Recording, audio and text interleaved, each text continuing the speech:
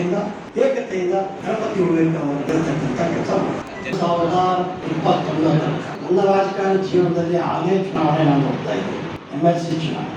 ಆ ಚುನಾವಣೆಗಳ ಸಂದರ್ಭದಲ್ಲೂ ಜನರ ಮುಂದೆ ಹೋಗಿ ಕೆಲಸ ಮಾಡಿದೆ. ಜನಪ್ರತಿನಿಧಿಗಳು ಹೇಗೆ ಮಾತಾಡಬೇಕು ಅಂತಕ್ಕಂಥ ಎಂದರೆ ಮತ್ತು ಆ ಪರಿಪಾಠ ನಮ್ಗೆ ಇರೋದ್ರಿಂದ ಜನಪ್ರತಿ ಎದುರಿಸ್ತಕ್ಕಂಥದ್ದು ಏನು ತೊಂದರೆ ಆಗೋದಿಲ್ಲ, ನಿಶ್ಚಿತವಾಗೋದಿಲ್ಲ.